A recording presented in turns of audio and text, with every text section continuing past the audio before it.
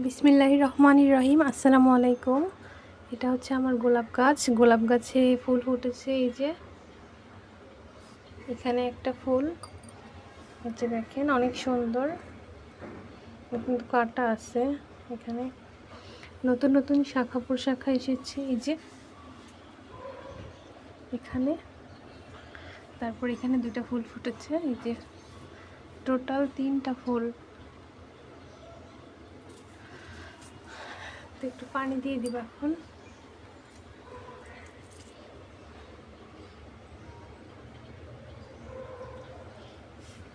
এই হইল মরিচ গাছ।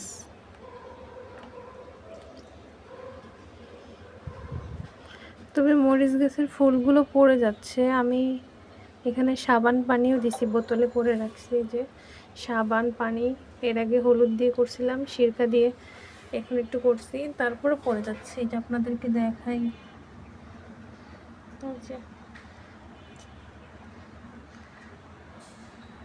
এই ফুলগুলো নিজে নিজেই পড়ে যাচ্ছে কেমন যেন হয়ে। তারপর আবার পিঁপড়া হচ্ছে হাঁটে ফুলের পাশে। যে দেখেন এখানে পড়ে গেছে এগুলা ডাঁটাগুলা। অনেকগুলো ফুল ফুটেছিল, মোট 5-7টার মতন। সবগুলো ফুল পড়ে গেছে। এখন এই যে নতুন ফুটছে এই একটা, আর এই উপরে একটা, 2টা। আরও ফুল আসতেছে, কিন্তু ফুলগুলো কেন থাকতেছে না বুঝতেছি না। তো আপনাদের জানা থাকলে আসলে একটু টিপস দিয়েন। এটা হইলো কথা। মরিচ গাছ এই ফার্স্ট টাইম করলাম, তো এই জন্য আমার হচ্ছে মনটা ভালো নেই যে মরিচ গাছটার ফুলগুলো বারবার ঝরে পড়ে যাচ্ছে। গাছটা অনেক সুন্দর হয়েছে, কিন্তু কেন যে ফুল ঝরে পড়তেছে। পানিও দিই ঠিক মতন, তারপর বুঝতেছি না। আর এই তো গোলাপ গাছ। গোলাপ গাছটা এমনি গ্রোথ মাশাল্লাহ ভালো হয়েছে, এটাতে কোনো সমস্যা হয়নি।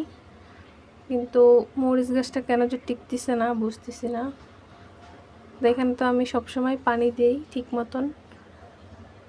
আপনাদের যদি জানা থাকে যে কী কী করা উচিত, তাহলে অবশ্যই একটু জানাবেন কমেন্টের মাধ্যমে। মানে যে এখন কিন্তু ভালো আছে ফুলটা, কিন্তু এই একদিন পরেই হচ্ছে কি হবে, ঝরে পড়ে যাবে। মানে ফুটার একদিন পরেই ঝরে পড়ে যায়।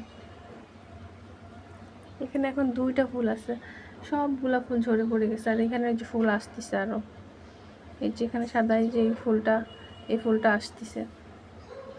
তো ভালো লাগতেছে না আসলে মনটা, যে ফুলগুলা কেন পড়ে যাচ্ছে। তো ফুল পড়ে গেলে তো আর মরিচ আসবে না। হালকা একটু রোদ উঠছে আজকে, এমনি বৃষ্টি, মেঘলা মেঘলা আকাশ। তো এখানে 3টা ফুল ফুটছে। এই ফুলগুলো দেখতে খুবই সুন্দর, হালকা পিঙ্ক কালার। এগুলো দেখতে ভালো লাগতেছে, কিন্তু মরিচ গাছের জন্য মনটা আসলে ভালো লাগতেছে না।